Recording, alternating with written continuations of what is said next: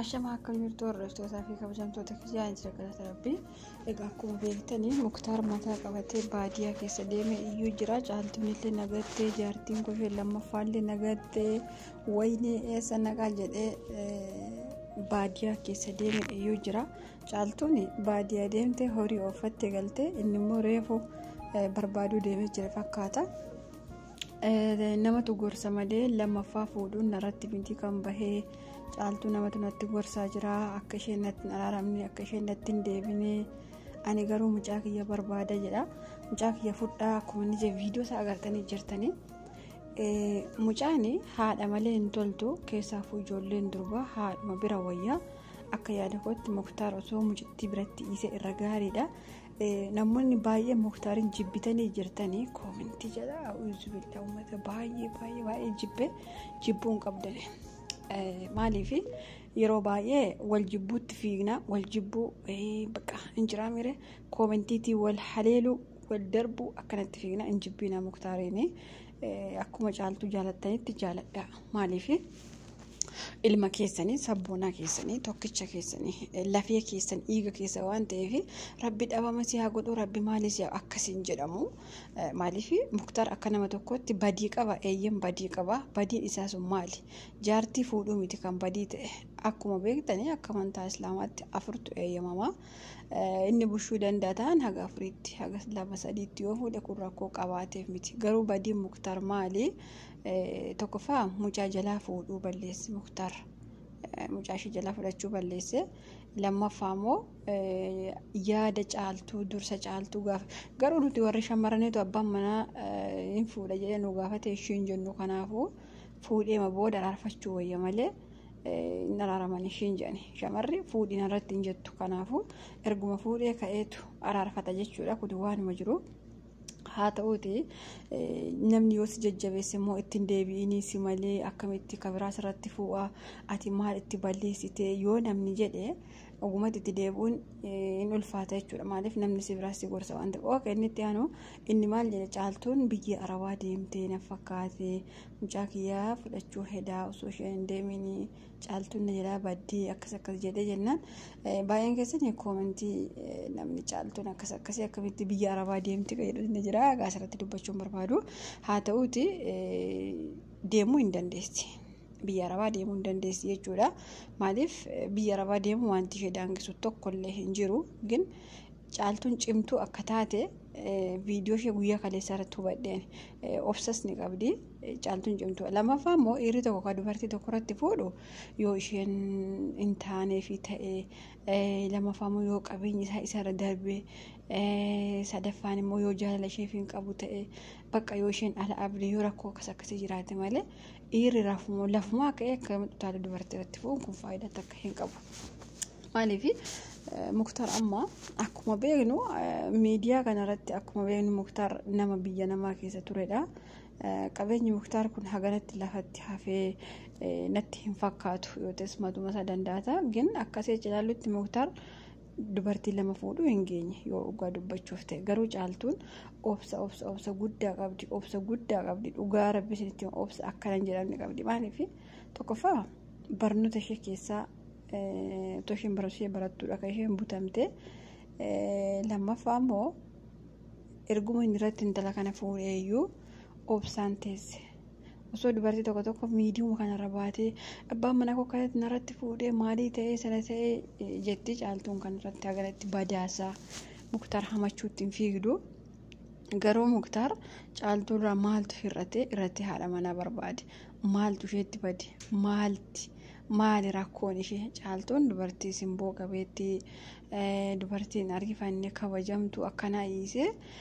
intaloo haati manaa Muktaar ishee lammaffaa kun dhugaa dubbachuu onnee qabdi qalqal jechuu barbaadde xiqqoo. Maaliif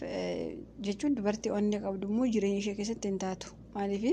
jireenya ishee irratti yoo onnee qabaatte jireenya ishee yoo fooyyeffatti ta'e malee nama loluu ol namatti toluu hinaafuu kanneen akkasii yoo ta'e faayidaan qabu. Garuu ani caaltuu maaltu isarraa hir'atee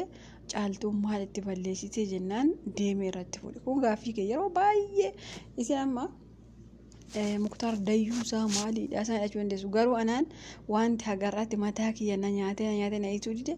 Muktaar maal taanaan caaltuu irratti fuudhe kana bicha mataana nyaatana Muktaar caaltuun maal taate maal itti badi mee caaltuu kana mee sirrii matiitti siqaa ilaalaa mee dhugaa rabbii mee maaltu irraa hir'ate battalumaan argu wal foonii waggaa lamayyuu hin geenye haganumatti deemanii jaartii lammaffaa fuudhu maaltu barbaachise badii Muktaar kana faati malee isumayyuu koomentii jalatti gorsuu qabdani maaliif nama yoo gorsite irraa deebi'a malee yoo ati lolte ittuma deema maaliif koomentiin kee jecha nama irra nama waan namni qajeelera nama deessu jechi nama ittuutti nama jabeessa malee kanaaf koomentii arrafaa isaan jajjabeessanii baay'ee gaariidha jedhee yaada nitti aanu haati manaa Muktaar isheen lammaffaa maaliif Muktaar ishte maal rakkannaan ati caaltuu jetta caaltuu jala deemtaa jettee na iftee jedhee gama Muktaar haa ta'uuti dubartiin gaafa ati fuutu haadha manaa kee ka jalqabaa hin jaalattu ijoollee kee illee hin jaalattu maaliif ofii ishee dhuunfachuu barbaaddi jechuudha galee ofii ishee bakka wanti hundi osoo ishee ta'e abbaan manaa illee ishee qabeenyi illee ishee osoo ta'e jaalatti kanaaf Muktaar ta'u jecha ishee dhiisee inni amma gara kamitti hancitaa ishee sanan barbaadamu ishee kanan barbaada haa ta'uuti lamaan isaaniiyyuu haadha manaa isaati hin beekna hin jaalataa akka yaada kooti eega kun akka yaada kooti osoo deemee caaltuu barbaaddatee caaltuu sana deeffatee naaf gaariidha maaliif ilmoo walirraa qabanii jireenya hedduu waliin dabarsuu jiranii waliillee dabarsaa turan waan ta'eef osoo caaltuu deeffatee gaariidha jechuudha akka yaada kooti eega dhiifama yoo dogoggore maaliif jaartii lammaffaa jibbite jechuu dandeessu hin jibbine jibbuu kiyya osoo hin taane isatu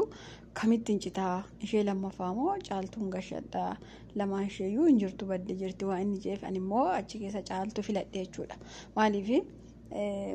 nama akkasumatti beekta nama jireenyaaf ta'u nama karoora boruusaa beeku nama deemsuma isaatiin taa'umsuma isaatiin dubbii afaan isaatiin beekta waan ta'eef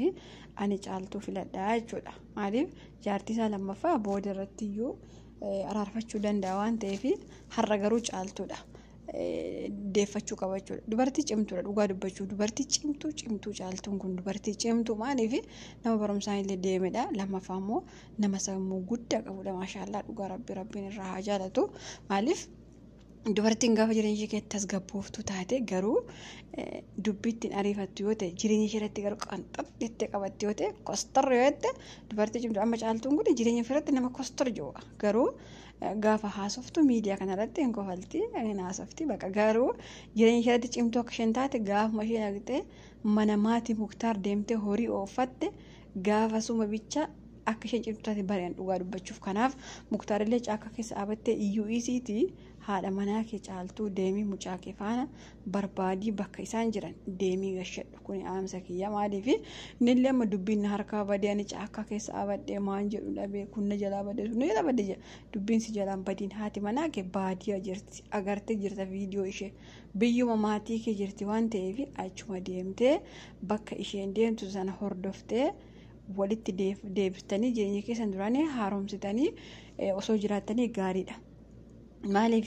jireenya akka duraanii inuman jiru jaartiin lammaffaa kun osoo warqii fidde sirraa hangalaafte waan sii gootu hin qabdu dhugaa rabbii maaliif si cinqiti haadha manaa kee dura afaan akkas taate ishee sana afaan akkas taate bakka waan akkasii jetti waan ta'eef Muktaar dhugumatti yoo caaltuu jaalata ta'e mucaasaallee jaalata yoo ta'e deeffachuu qabaa jechuudha innaa kanaaf maasiliin jechuu barbaada warri koomentii haga dandeessan mee hin abaarina. Rabbi siyaa kaasu rabbi maali siyaa godhu rabbi kana siyaa godhu hin abaarina Muktaarin waa rabbi maal singu isin mararu namni obboleessa qabu namni abbaa qabu akkamittiin abaara Muktaar kana dhugaa rabbi hin abaarina bakka caaltuulee nama gaarii hin beekna isas immoo hin abaarina bakka haa jiraatu gaafa Oromoo keessa namni tokko du'u akkam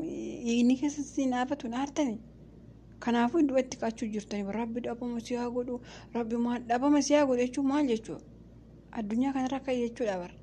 kanaaf waa ijaarsaaf jaartii gidduu osoo galuu dhiistanii haga dandeessan rabbi walitti isin haa deebisu jechuu malee dhabama siyaa godhu maaliidhaan jedhina Muktaar garuu dogoggora guddaa qaba hin beeka maaliif deemee caaltuu fidachuu isuus jilbatti kufee waan isheen jette guutee fi fidachuu qaba ture haga har'aayyuu gahuun qabu ture dhugaa rabbi caaltuu nama gaafa biyya arabaan deematti gaafa biyya maatii isaatti joonjofte bar gidduutti kanaaf ishee lammaffaa kana dhiisuu qaban dhugaa rabbi shamarri keenya warreetoo namni jireenya qabu gidduu galtanii jeeqxanii osoo iftanii baqa nama haadha manaa qaburraa osoo fagaattanii dhugaa rabbi jireenya namaa diiguutti ariifatina baqa qeerroo barbaadadha maanne.